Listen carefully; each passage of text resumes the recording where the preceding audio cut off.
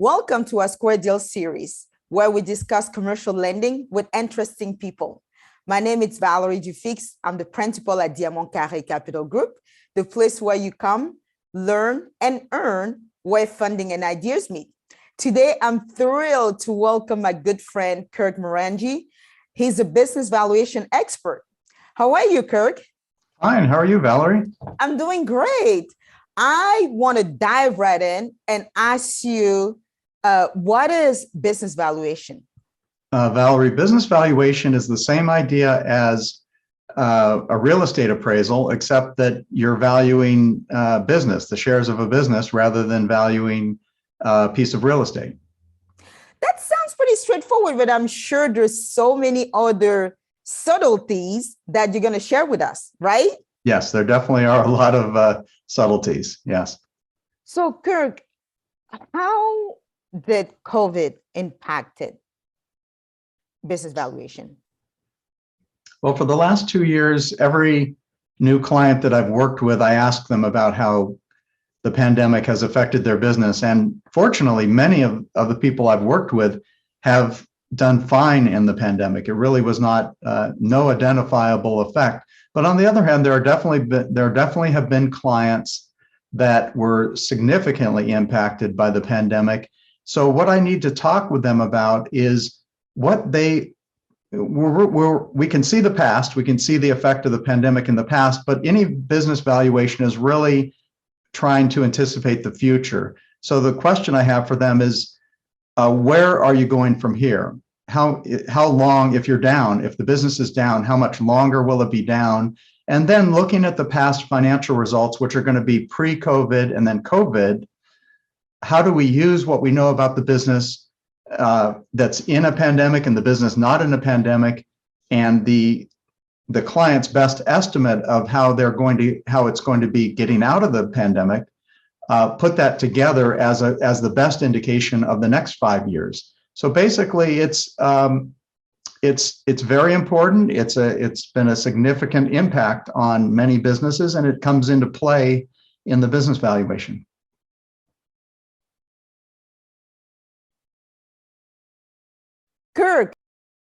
Kirk, where and why are business valuation triggered?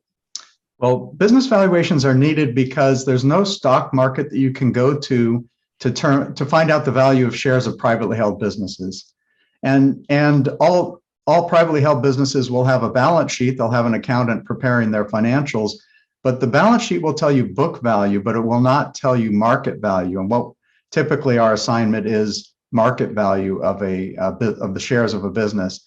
The circumstances for business valuations are, for example, partner buying out another partner. Sometimes partners are doing well. They're just one of the partner wants to move on in life, wants to retire.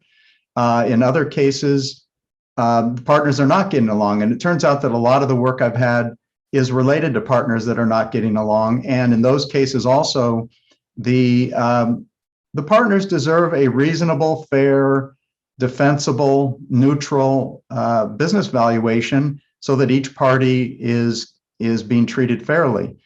Other circumstances are divorce, when one spouse runs a business and the other spouse is not really involved in the business. That business, the shares of that business are part of the marital assets, and a business valuation is required to determine what is a fair value for the shares of the stock that both before the divorce both spouses have ownership of. A lot of the work I do is related to gifting and inheritance. When one generation wants to give part of the business to the next generation, business valuation is actually required by the IRS.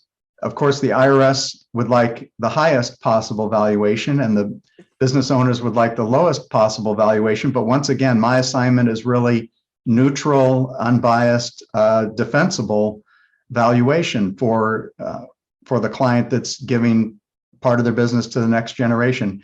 And then lastly, there is the outright sale of a business. And I know, Valerie, in your work, and I don't see this when I do the valuations, but I know there are loans involved with mergers and acquisitions and also outright and selling of partnership interests. Could you comment on that a little bit? Oh, yes, absolutely. We are involved. Matter of fact, this year we saw a rise in mergers and acquisition. Looks like people were holding on to their money during COVID, and now that it's over, it's a booming market. We've seen a rise in business and mergers acquisition loan requests from buyers, from sellers, and indeed we get involved in that. So Kirk, I want to dive into processes. I would like the audience to have a picture and find out what they could expect while going through business valuation. Would you please share that with us? Sure. So some of the first steps, some of the first pieces of information I talk about with clients or potential clients are, for example, what percentage of the business needs to be valued? And the reason I ask that question is sometimes it's in the entire business, but sometimes it's a percentage. It could be that you're giving each of your 3 kids 10% each. And the reason that's important, the reason I bring that question up is that when we do business valuations, we want to understand whether we're doing what's called a controlling interest, which means that it's 51% or higher. It's usually 100%. Or are we doing a non-controlling interest, which is anything 50% or less? It's important because a non-controlling owner cannot control what the controlling owners, let's say it's 10% owner and a 90% owner, the 90% owner can hire whatever family members they want and pay them whatever they want to pay them. They can pay themselves whatever they want to pay themselves. They can drive whatever cars and charge them to the business that they want to. They can donate to whatever charities. They can have all sorts of perks, a wide variety of perks that the non-controlling owner really can't control. So what it ultimately leads to is what we call a discount for lack of control. And when we apply that discount, we're recognizing that someone that has 10% ownership or anything under 50% is at a disadvantage. So the percentage is one big question. Another question that we always ask is, we ask about family members. We ask about whether family members are working in the business, and it's sort of the opposite of the lack of control question. If you're doing a controlling interest valuation, you're basically saying, what would a hypothetical buyer do? A hypothetical buyer buys the business. They would not keep paying a family member. For example, let's say you have Uncle Joe who comes in once a week, but he gets a full salary. A hypothetical buyer would not continue. First of all Uncle Joe and everybody else related to the business would not be there once a new buyer has bought the business. But the new buyer, the hypothetical buyer, would not be paying Uncle Joe a full salary to do 1 day's work. They would be paying Uncle Joe 1/5 of a salary, and I would make that sort of adjustment. So we have adjustments related to family members as well. The other important first step is to determine the date of the valuation. The date of the valuation is very important because we, first of all, say that we can't really consider anything that happens after the effective date of the valuation. So once my client tells me the effective date of the valuation, it's what we call what is known or knowable on that date, but we don't go beyond that date and say, for example, if I'm hired to do a valuation in early February of 2022, I would not be able to consider what I actually know about the war in Ukraine. I would just, and the effects it's had on the world economy, the effects it's had on business. I cannot consider those things if the assignment is early February of 2020. And so the effective date's important for that reason. And also, all businesses have different values on different dates. So you need to pick a date, and then you're using the balance sheet related to that date. You're using the financial results related to that date, and you have a value specific to that date. Wow. That, again, I feel we're just scratching the surface. It seems is it a lengthy? Are we talking months, weeks? No, my typical turnaround, there are times of the year, there have been times where I have a backlog and I'll have to push it out further. But if I don't have a backlog, it'd be a 2 to 3 week, maybe at the most a month turnaround for a business valuation. Thank you so much for sharing some of the processes, as I'm assuming there are a lot more to uncover. Yeah, there are quite a few other aspects, yes. What could a business expect while going through business valuation? I'll give you some more examples of assignments recently. Last summer, I had an assignment in the Sacramento area of a fruit growing ranch. It was owned by 3 siblings. The siblings were all in their 70s. And one of the sisters wanted to give her third of the business to her kids. So she needed a valuation of the 1/3 interest in the business. And that was my assignment, to determine a fair valuation. So, and it was ultimately for IRS gifting purposes, as we talked about earlier. Another assignment last summer was it's a business that does basically government contracting type work. And a husband and wife couple owned 49%.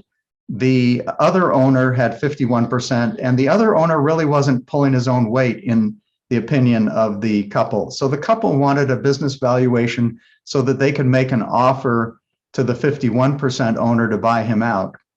And a third example, which I think was a very interesting assignment also last summer, no real location because the business was mobile.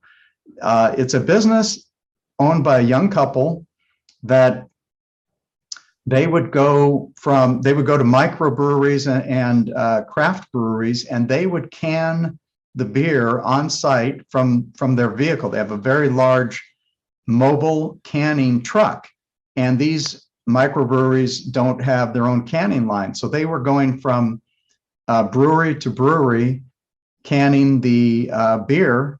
And the reason for the assignment was that the mother of the husband, the young husband, wanted to be bought out because she wanted to move on in her life. She wanted to retire. I think she may have wanted to move out of the area. So her 20%, the question is, what is her 20% worth, so that the young couple could buy out the mother and let her go on with her plans for her retirement. So those are some examples of recent assignments I've had. Yeah, it seems to me like all these examples, and thanks again for sharing those, can trigger a business valuation, all sorts of businesses, all sorts of situations.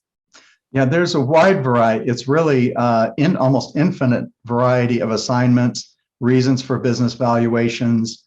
And I'm very fortunate to have such a wide variety of industries that I get to learn about.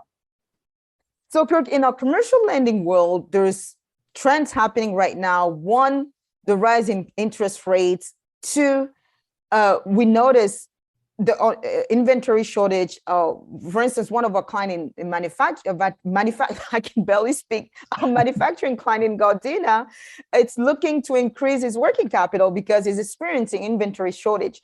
So there's few moving parts here. And I was wondering about the business valuation world. Are you experiencing similarities just like we are right now? Yeah, there's a factor, a specific factor. It was taking place last year as well as this year. The heirs to businesses owned by their parents are looking at ways that the opportunities to help their family save money, and they realize that this may be an opportunity, a time that hasn't existed before. It may go away soon for transfer of shares of businesses to the next generation. So these people have added to the normal typical assignments. The many other types of assignments that we've discussed today have led to a lot more activity last year, and probably a lot more activity this year as well. And so it's an area where these, I call them kids, but they can be in their 50s, they can be in their 60s, the next generation that is going to inherit a business. They're thinking about it, and they're trying to help their families. I have, on this topic of business valuation, additional information on my website. on my LinkedIn profile. I have blogs and articles that are intended for business owners or their heirs that try to answer some of the questions that they might have related to business valuation. So I encourage them to take a look at the website or at the LinkedIn profile. This was great. Kirk was nice enough to come and share his expertise in business valuation.